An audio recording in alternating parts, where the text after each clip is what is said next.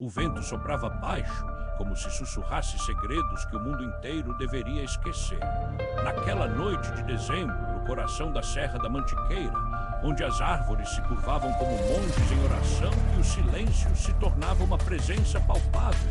O ar estava pesado com o odor de terra molhada e raízes apodrecidas. A cidade de São José dos Pinhais, pequena e esquecida no mapa, dormia sob a luz fraca de postes que ainda funcionavam, mas cujos raios se extinguiam ao longe, como se o próprio tempo estivesse se esvaindo. Era o fim do ano, o último dia de dezembro, o último dia de tudo. Na estrada de terra que levava ao antigo sítio dos Alves, um lugar que nunca fora oficialmente reconhecido no cartão postal do estado, mas que circulava nos boatos de velhos moradores, um carro preto, com as rodas afundadas na poeira e os faróis apagados, parou diante do portão de ferro enferrujado. Não havia ninguém para ver. Nem mesmo o cachorro de um vizinho, que costumava latir com ferocidade ao ouvir qualquer movimento. Naquele dia, o cão não latiu, o cão não respirou, apenas deitou-se no quintal, olhos arregalados, como se tivesse visto o fim do mundo. Dentro do carro, o motorista, um homem alto, vestido com um casaco preto desbotado, com as mangas compridas demais, como se tivesse sido feito para alguém mais alto, desligou o motor. O silêncio que seguiu foi absoluto. Nenhum sinal de vida, nem um grilo, nem um pássaro.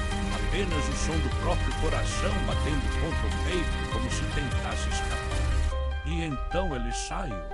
Andou com passos lentos, quase desleixados, como se estivesse indo a um jantar. As botas deixavam marcas profundas na terra úmida. Quando chegou ao portão, não o abriu, apenas o encostou. E o portão abriu sozinho, com um rangido que não pertencia a este mundo, como se tivesse sido esperado. Dentro do sítio, tudo estava exatamente como há 30 anos. As mesas de madeira ainda estavam no lugar, com os pratos sujos do último jantar. Uma cadeira estava virada, como se alguém tivesse se levantado de repente. O fogão estava apagado, mas o fogo ainda parecia quente. E no centro da sala, sobre a mesa de madeira escura, havia um prato com um pedaço de pão, ainda úmido, como se tivesse sido cortado há minutos. O homem, o visitante, olhou para o prato. Não sorriu, não chorou, simplesmente ficou ali imóvel com os olhos fixos no pão e então lentamente ergueu a mão. Os dedos eram longos, ossudos e a pele estava pálida, como se nunca tivesse tocado o sol. Quando tocou o pão, ele não o pegou. Apenas o esfregou com o polegar, como se estivesse sentindo a textura do tempo. E você ainda está aqui, sussurrou. A voz era rouca, quase inaudível. Mas o ar vibrou, as paredes tremeram, e o relógio da parede, que parara em 1989, deu um solavanco e começou a marcar o tempo de novo. Anos antes ninguém acreditava. Os boatos começaram com um jornal local, o Diário do Sítio, que em 1987 publicou uma reportagem sobre um desaparecimento inexplicável. 3 pessoas, um casal e seu filho, desapareceram no dia 31 de dezembro, enquanto estavam em um acampamento na região. Nenhum corpo foi encontrado, nenhuma pista. A polícia dizia que tinham se perdido na mata. Mas os moradores sabiam a verdade. Eles tinham sido levados. E não por animais, nem por criminosos. Algo mais antigo, mais frio. O primeiro a falar foi o velho João, que vivia no alto da serra, perto do antigo farol que nunca foi ligado. Ele disse que na noite de 31 de dezembro sempre ouvia um som de passos que não eram de humanos, e que a cada ano ele via uma figura na estrada, um homem com um casaco preto caminhando lentamente como se o tempo não tivesse pressa. Ele não falava, não se virava, mas sempre parava perto da casa dos Alves. Ele vem a cada ano, disse João, com os olhos vidrados, como se estivesse esperando alguém. Outros começaram a ver. Uma mulher que trabalhava no posto de gasolina disse que na última noite do ano o posto ficava vazio. Os clientes não chegavam, o caixa não funcionava e o sinal de aberto piscava sozinho, como se alguém estivesse ligando e desligando. Um dia ela colocou uma câmera de segurança e viu um homem vestido de preto, parado na porta, olhando para a câmera, e então, ao se virar, o rosto dele não era humano. Ela quebrou a câmera na mesma noite e fugiu da cidade. Mas o pior foi quando o jovem Lucas, que trabalhava como ajudante na fazenda do senhor Ribeiro, teve coragem de ir ao sítio dos Alves na véspera de Ano Novo. Ele queria saber a verdade, queria fotografar. Levei minha câmera, disse ele com a voz trêmula, enquanto o tremor do celular era visível em suas mãos. Chegou às 22h, o céu estava escuro, nada de estrelas, a lua uma fenda rachada no firmamento, e lá estava ele. O visitante. Lucas tirou uma foto e a imagem foi enviada para o grupo de amigos no WhatsApp. Todos a viram. Na foto, o homem estava de pé diante da porta da casa, mas a câmera não pegou apenas o homem. Também pegou o chão onde não deveria haver sombra. E ali no chão havia uma mancha que não era sombra, era um buraco negro, quase como se o solo tivesse sido dilacerado, e do buraco algo se estendia, um braço, um dedo, um fio de algo que não parecia carne. Lucas não dormiu naquela noite, ainda tentou ligar para a polícia, mas o celular não pegava sinal, e então o som começou. Um ruído baixo, como se algo estivesse sussurrando dentro da sua cabeça, sussurros em uma língua que ele não conhecia, mas entendia, porque era a mesma língua que os pássaros cantavam antes de morrer, que os rios cantavam quando secavam. Ele saiu correndo, correu até a estrada, mas quando olhou para trás, o sítio dos Alves não estava mais lá, só havia um campo vazio, e no centro do campo uma figura de pé, olhando para ele. A última mensagem que Lucas enviou foi: ele está me chamando. E depois nada.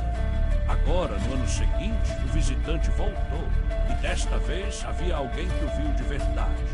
Era Maria, uma professora aposentada que morava perto do antigo farol. Tinha 73 anos, cabelos brancos como neve e uma perna que doía toda vez que o vento mudava de direção. Ela não acreditava em fantasmas, nem em extraterrestres, mas acreditava em sinais. E o sinal chegou no dia 30 de dezembro. Ela acordou com um som que não era de máquina nem de animal. Era uma melodia, uma música antiga. Uma canção que ela nunca ouvira, mas que ao ouvir sentiu o coração parar. Ela saiu de casa, vestiu um casaco grosso, pegou uma lanterna e foi até a estrada. Quando chegou perto do sítio dos Alves, o vento parou, o silêncio voltou e então ele apareceu. O visitante. Ela não gritou, não fugiu, só ficou parada olhando. O homem estava parado diante da porta, com a cabeça levemente inclinada, como se estivesse escutando algo distante. Seu rosto estava em sombra, mas Maria viu que ele não tinha olhos, só buracos, negros, profundos. Ela ergueu a lanterna. O feixe de luz cortou o ar, e o visitante se virou. A luz passou por ele e Maria viu. Não era um homem, não era um ser. Era algo que se parecia com um homem, mas que não pertencia a este mundo. Sua pele era como papel velho, desgastado, com rachaduras que revelavam um brilho azul dentro. Suas mãos eram longas demais e as unhas afiadas como lâminas. E quando ele sorriu, não foi com os lábios, foi com a boca inteira. Uma boca aberta como uma fenda no universo. E você me conhece? Disse a voz. Não era uma voz, era um eco. Um som que vinha de dentro da cabeça dela. Você me viu antes. Deus, não, respondeu Maria com a voz trêmula. Eu não. Você me viu em 1989, disse ele. Quando os Alves desapareceram, você estava lá na floresta. Você viu o que aconteceu. Você viu o que eles fizeram. Ela tentou lembrar, mas a memória era um véu, uma névoa, tudo embaçado. Só lembrava de uma luz vermelha, de uma música, de um menino chorando. Deus, eu era criança, sussurrou. Eu não lembro. Lembre, disse ele. Lembre porque você é a última. E então o visitante fez algo que Maria nunca esqueceria. Ele estendeu a mão, não para tocar, para apontar. Apontou para o céu. E no céu, onde antes só havia escuridão, algo se abriu. Uma fissura, uma rachadura no firmamento, e dentro dela algo se moveu, algo enorme, algo que não tinha forma, mas que tinha inteligência, algo que tinha forma. Maria caiu de joelhos. As lágrimas escorriam, o coração batia como um tambor e o visitante sussurrou. Ele está voltando e eu vim aqui para avisar, para preparar, para escolher. Escolher quem? Ela gritou. O que você quer? O que vocês têm, disse ele. O que vocês guardam, o que vocês esqueceram. E então ele se aproximou, não com passos, com movimentos que não eram naturais, como se tivesse sido desenhado por uma mão que não conhecia o corpo humano. Maria tentou correr, mas não conseguia. Seus músculos não obedeciam.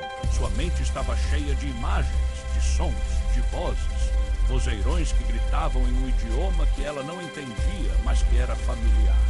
E então ele tocou seu rosto, com os dedos gelados, com a pressão quase imperceptível. E ela viu viagens no tempo, viagens que não foram feitas, viagens que não deveriam existir. Ela viu o sítio dos Alves em 1989, mas não como era antes, como deveria ser. O sítio não era um sítio, era um portão. Um portão para outra dimensão. Um portão que os Alves haviam aberto, que tinham aberto com um ritual, com sangue, com promessas, com uma criança. E o visitante era o guardião. O que tinha sido chamado, o que tinha sido selado, o que tinha sido esquecido. Mas não podia ser esquecido, porque a cada ano o portal se abria, porque a cada ano o tempo voltava, porque a cada ano o visitante vinha para escolher quem iria abrir o portão de novo, para escolher quem iria continuar o ritual, para escolher quem iria servir. No dia seguinte, 1º de janeiro, a polícia encontrou o carro de Maria. Estava parado na estrada, as portas abertas, a lanterna ainda acesa, a câmera estava lá, intacta. E na memória da câmera havia uma imagem. Maria de joelhos, o visitante em pé, e no céu a fissura, e dentro da fissura algo que se movia, algo que não era luz, que não era sombra, que não era real. E na última foto, tirada um segundo antes de a câmera se apagar, Maria estava sorrindo. Mas o sorriso não era dela, era deles. No ano seguinte, na mesma noite, um jovem de 24 anos, que trabalhava como repórter investigativo em uma rádio local, foi até o sítio dos Alves. Ele queria provar que era tudo mentira, que os boatos eram fruto da imaginação coletiva, que o visitante não existia. Ele levou um gravador, uma câmera, um rádio portátil e uma garrafa de água. Chegou às 23h. Foi até a casa, entrou. Nada, apenas o cheiro de mofo, o silêncio. E então o gravador começou a funcionar. Teste, disse o jovem. Estou gravando, nada está acontecendo. Mas o gravador captou algo, uma voz que não era dele. Você veio, disse a voz. Eu estava esperando. O jovem arregalou os olhos, olhou para o gravador. O LED estava aceso. Mas ele não havia apertado o botão. Então ele ouviu o som de passos que vinham do corredor, que vinham do andar de cima. Ele subiu as escadas, o chão rangia, a porta do quarto estava aberta. No quarto havia uma cama, e na cama uma criança. Uma criança pequena, com cabelos pretos, com olhos brancos. E a criança estava olhando para ele. Você é o próximo, disse a criança, o próximo a ser escolhido. O jovem tentou gritar, mas não saiu som. E então ele viu. Na parede, escrita com tinta vermelha, havia uma lista. E na lista, o nome dele. E abaixo dele, havia o nome de Maria. E abaixo do nome de Maria, havia o nome de todos os que tinham ido antes. E abaixo de todos, havia um nome que não estava no mundo. Um nome que não deveria existir. Os nomes do primeiro. O nome que havia aberto o portal. O nome que estava vivo. O nome que estava esperando. No dia 1º de janeiro, o gravador foi encontrado. O vídeo estava vazio, mas o áudio ainda estava lá. E no áudio, ao fundo, havia uma música, uma canção antiga. Uma canção que todos os que tinham ido ouvido e que agora todos os que ouviam começavam a lembrar. E a lembrança era sempre a mesma. O visitante não era o guardião, eles eram o primeiro. E o portal não era fechado, ele estava aberto. E o tempo não voltava, o tempo estava preso.